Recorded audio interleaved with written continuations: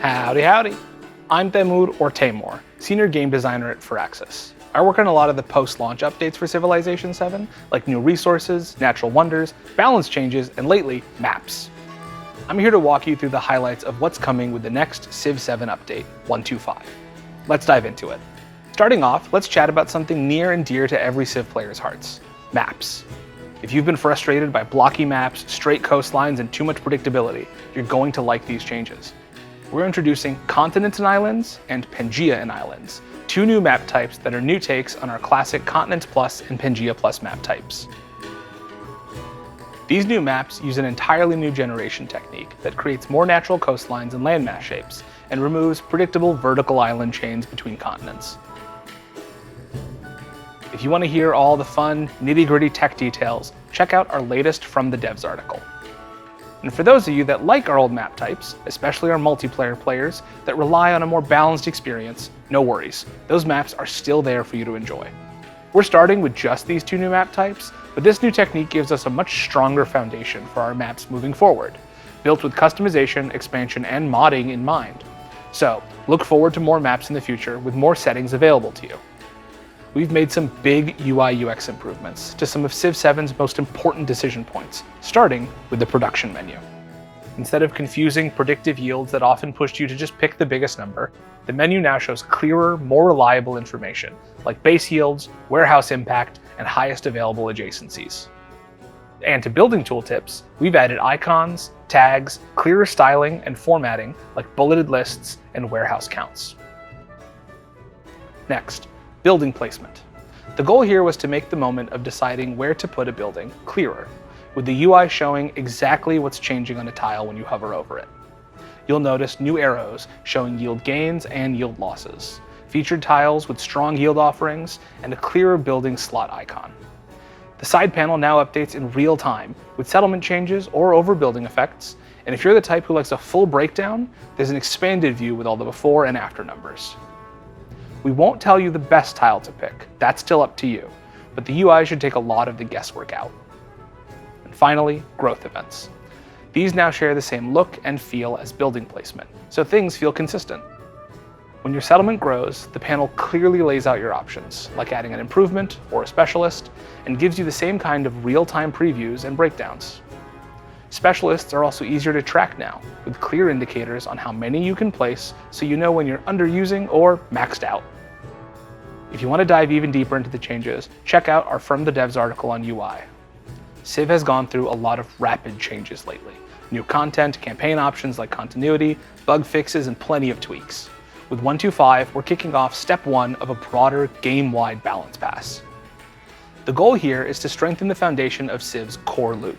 We want your choices, your Civ, your leader, and your turn-to-turn decisions to matter more. And we want the map itself to have a bigger impact on the way you play. Here's what that looks like. Buildings now scale in cost, 5% for each other building in the same settlement, and 10% for each other city in your empire. At the same time, buildings have had their base yields increased. We want what you build to matter just as much as when you build it. You'll especially feel this on higher difficulties, where more intentional choices really pay off. We've also removed the generic stacking percentage bonuses that you can get in games from city-states, resources, and the attribute tree. Instead, you'll see more static values. That means bigger yields tied to specific tiles and buildings, but fewer runaway multipliers at the empire level.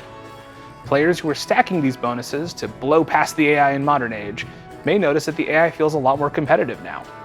Gold pacing has been solid in the early game, but was snowballing way too hard in later ages.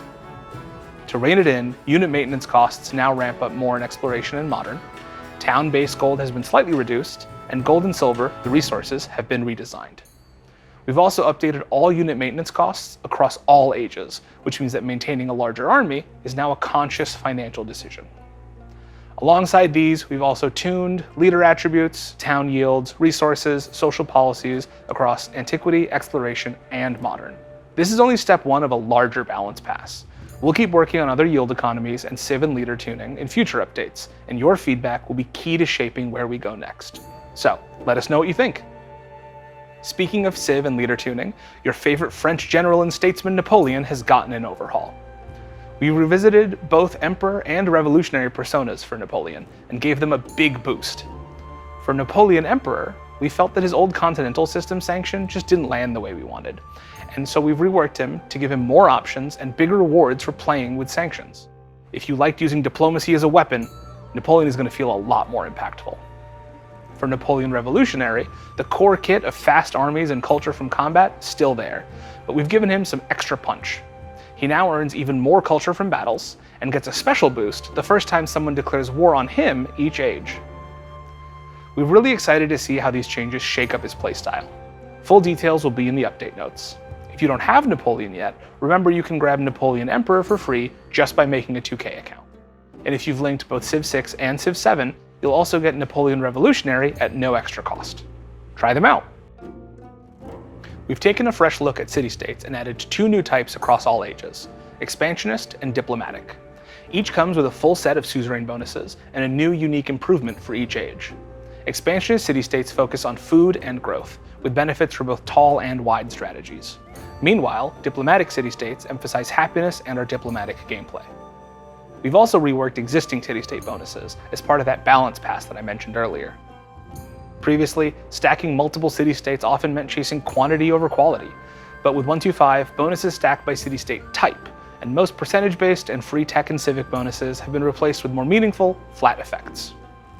And that's a wrap on the major highlights for updates 1.2.5.